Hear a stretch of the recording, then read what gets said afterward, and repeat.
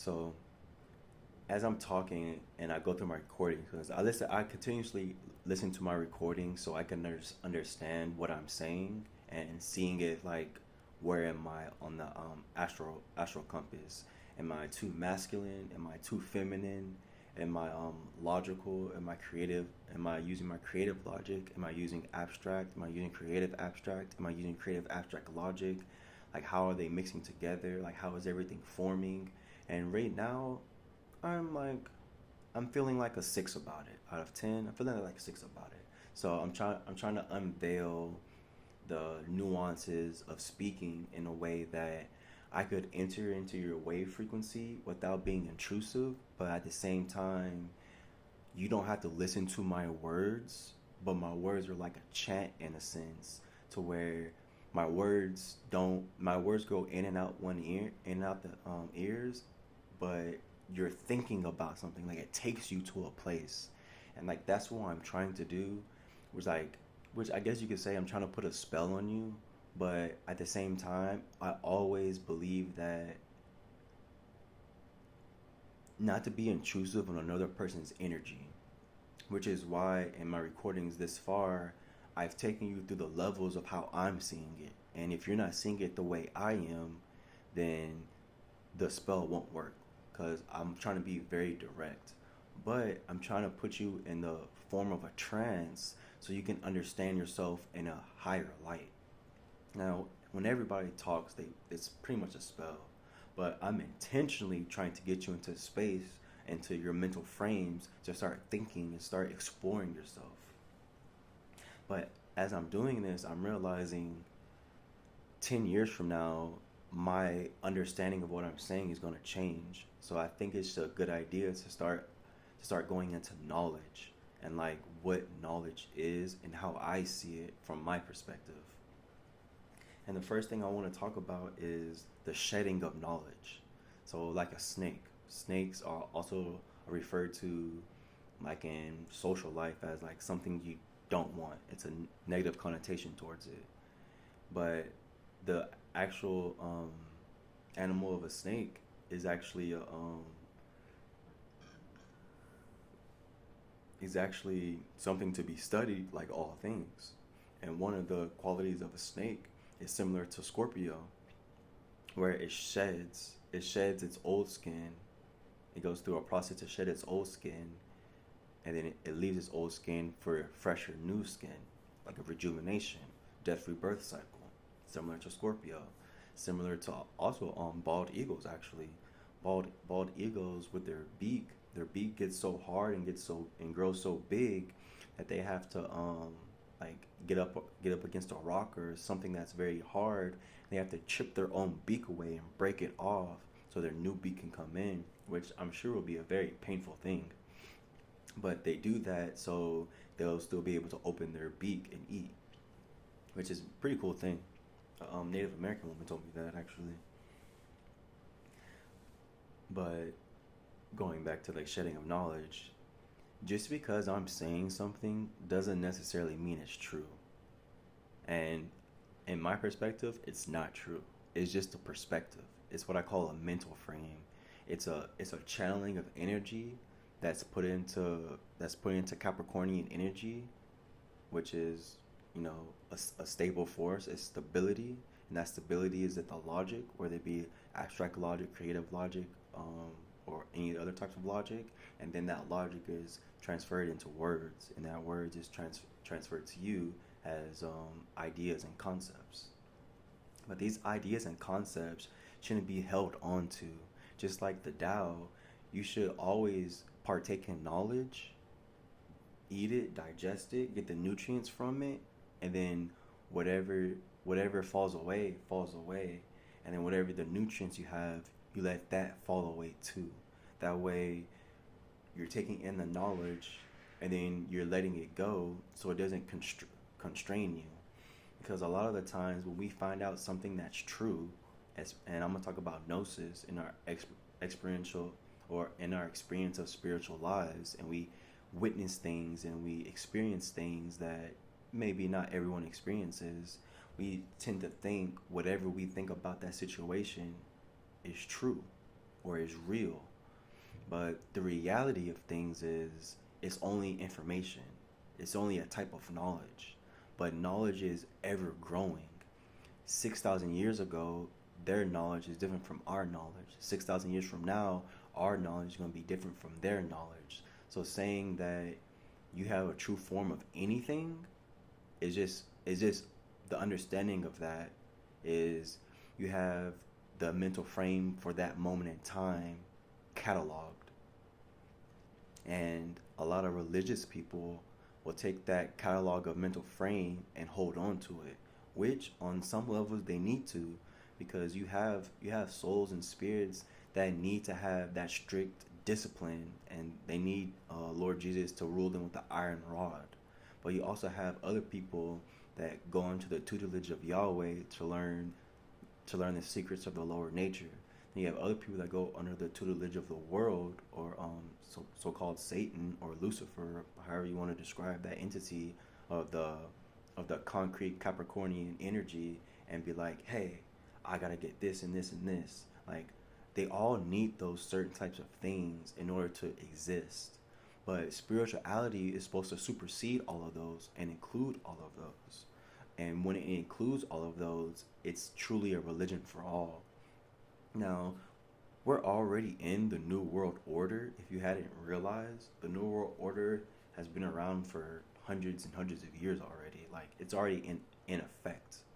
And the New World Order is this world social change. And some changes, some people think are good, some people think it's bad. It's just like with everything else. Like, it's good and bad depending on who you are. But spiritually, it's letting us know that spirits are crying out, and souls are crying out, and egos are crying out for an advancement or push. And this push is happening through the higher beings that are giving us these forces. And it's up to us to organize these forces within ourselves to understand what's happening. Now, when we get revelations, and when we go through contemplations or meditations and we have experiences, it's good for us to be like, okay, this is what I saw and this is what I believe it to be. But your belief shouldn't be dictated on concrete information or concrete knowledge. Your belief should always be grounded in the idea that things change. And the idea of things changing and evolving has to be within your mind to understand certain aspects of life that are fixed. Like, for instance, mortality. Like, that's a fixed thing. And accepting mortality at certain degrees will give you peace and comfort, like we need. But other things that change, like our bodies will change. So accepting that will give us knowledge on how to prepare for our changing bodies. But what the knowledge that works for you at one point in life might not work for you at another point in life, which is why the Tao is so important, because it teaches you how to let things go, which for me has been a very hard thing. It's not that I hold grudges, but like when something happens, it's hard for me to understand the reason why that happened and let it go. Because if I start understanding to certain degrees of what I think is happening, I kind of harp on it within my mind, and it builds within my mind.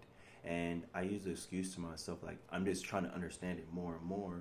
But really all I'm doing is just gaining knowledge that I don't necessarily need. And sometimes you just don't need to know.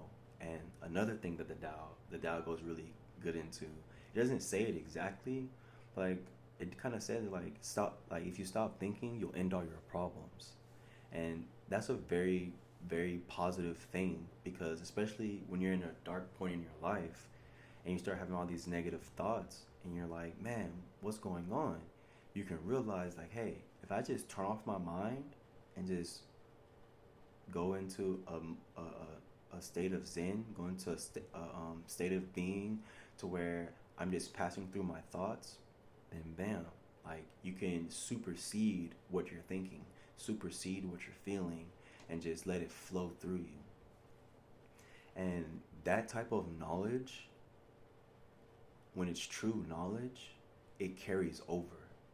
So when you have information and you want to know if it's knowledge, apply it to different things in your life and see what principle is standing behind it. And whatever that principle is, that principle in itself is knowledge. So people would easily assume that knowledge is what you say, but knowledge necessarily isn't that. I mean, it could be communicated like that, but knowledge could be one word, and that one word holds a concept and ideas within ideas and concepts, and that could be knowledge. Or when knowledge starts evolving and that you're taking that knowledge and you're applying those principles to things in your life, it creates wisdom, which is just the, in a sense, the opposite on a polar scale of knowledge. Knowledge being changing and wisdom being eternal, or wisdom being immortal. Knowledge being mortal, which eventually it dies, or it changes skins, dies in rebirth. Wisdom stays the same, because once you evolve your knowledge into wisdom, that principle of wisdom isn't going to change, and wisdom can be applied to all things. You just have to understand the knowledge of how to extract the knowledge from the wisdom, which is pretty much extracting the light to the darkness. Because a lot of people, well, not because, but a lot of people equate darkness and light to complete opposite spectrums of evil and good. But that's like the ultimate pendulum, good and evil. But you can have a polarity of two good things, like good and great. Good being the less desirable, great being the more desirable. So you have on one end something that's good, but is less desirable than something else, and then you can swing to that other point of great. You see what I'm saying? And that knowledge to wisdom is what that is. It's a polarity. They're opposites. But you can also look at it like mother and child, or father and child, or parent and child. Wisdom being the parent, wisdom gives knowledge, but it's also the other way around, because when kids grow up, they take care of their parents. So when you grow knowledge, when you evolve your knowledge, turns into wisdom. You see what I'm saying? Like it goes back and forth, and this understanding allows us to regenerate our own thinking processes and understanding our own ways of life to get to new levels. Now, sometimes those new levels are not going up, they're going down, and that knowledge brings us to a point to where everything that we thought we knew is a lie. And a lot of times knowledge will lead you down that road of everything I know is a lie. And that's okay, because now you have that knowledge of this is what this is. So now you hold those principles of what those lies are. So now you have the principles of lies. So when you start getting other information, other people's knowledge, you have a better like bullshit detector. Like, nah, that doesn't sound right whatsoever. But you also have to weigh it out.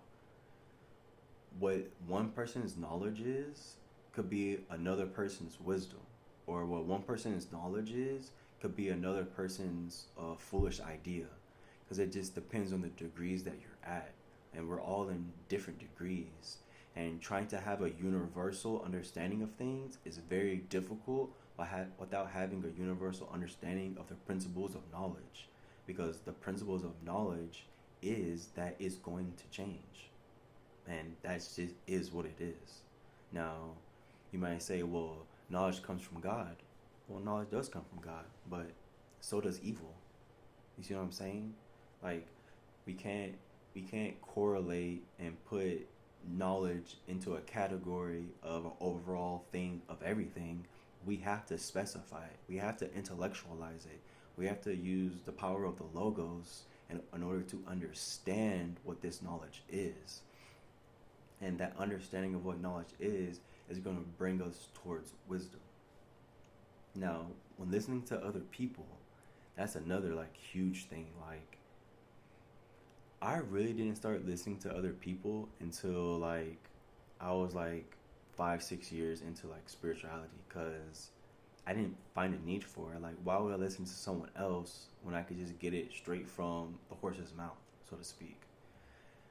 And I think that's a very healthy way of doing it, because especially when we're on fire and that those first initial spiritual development stages where like we find God and we like feel the presence of God, no matter in which way, and you become on fire. You want to share the gospel, you want to share the word, you want to just tell everybody about it. In that stage, we're very vulnerable. It doesn't feel like that, but we are. And if you get someone that's charismatic and you get someone that sounds like they know what they're talking about and they have more knowledge than you in a certain situation or certain information, then you could start following them and fall into a trap of, well, they know more, so what they say is true. Any person with true knowledge will tell you when two people talk, they're both listening because they know that knowledge comes in so many different forms. And a first degree of knowledge for a person that's in the fifth degree may need may need a first degree piece of knowledge to understand something on their sixth degree that they didn't attain in their first degree. Basically, is you can learn anything from everything, and knowledge helps you get to that understanding that you have to learn everything from anything in order to start understanding what God is. Because understanding God is understanding everything, but it's also understanding nothing at the same time. And that understanding of shedding knowledge and being comfortable with being wrong is okay. Because remember, you may be wrong in one instant, but you being wrong in that one instant is being right to someone else. You see what I'm saying? Which kind of goes into like, once you know certain things, you have to really pay attention to what you are saying, because it could help someone, but can also hurt someone if they don't understand knowledge. And that's kind of why I don't think I would like try to tag these videos or try to make these videos or these recordings easily accessible, even though they're on YouTube. Like, if you're finding this, then that means either one, you just came across it by chance and it's like it's time, or someone sent it to you and they're like, hey, like, listen to this, like this is on something. Like, you're not gonna find this, and like the YouTube algorithm isn't gonna play this type. Like, it's not gonna be like that. Am I trying to get exposure on an egotistical level? Yes, like everyone is, but that is the type of forces that we're playing with. Like, when we kind of step out into like public spaces, everything's ego, everything's egotistical. But at what degree am I gonna let it drive me? Like, at what degree do I always check my channel to see if anyone watched it? You know what I'm saying? Like, at what degree is it starting to poison me? Like, and to be honest with you, sharing this information and this knowledge does make me feel good. And I don't know if that's a good thing or a bad thing, but I have to accept it for what it is. And that in itself is its own knowledge. And when you're listening to these recordings, don't take it as gospel. Don't take it as a truth. Take it as a mental exercise of, is he telling the truth? Challenge me. Challenge my ideas. Challenge my thoughts. And is what I'm saying reality? Or is what I'm saying just an unreality within my own imaginative world? Like, test it. And don't be afraid to like bite back or fight back or push back or deny it or all these other things. As long as you gave it a chance within your own mind to contemplate what's happening and contemplate why it's wrong or why it's not right, then you'll understand, like, okay, well, I don't see it like that, but it's because I'm not at that level. I'm a little bit further along because I'm seeing it like this. Because there's going to be a lot of knowledge that I have that you've thought about a lot more than I have, and you've taken it to further levels than I have. But then there's going to be knowledge that you have that you haven't thought about like I have, and I've brought it further. Which is like kind of the whole point of these recordings is just trying to like link up with people that are thinking similarly, that are in like the third degree initiation, the aspirant level of understanding, and trying to push their life onto the spiritual path, but also trying to gain immortality within that consciousness so they can go through their lives and live through the Aparici cycle, which is, like I said, eventually what I'm trying to get to talk about later after I go through these preliminary things, which, to be honest with you, I don't know how long it will take, to be honest with you. I'm trying to do like 2 recordings a week, or maybe 1 recording a week, then 2 recordings a week, but then trying to link it up to the astrological signs and trying to like place it in strategic points. So those strategic points will reach the people that it needs to reach.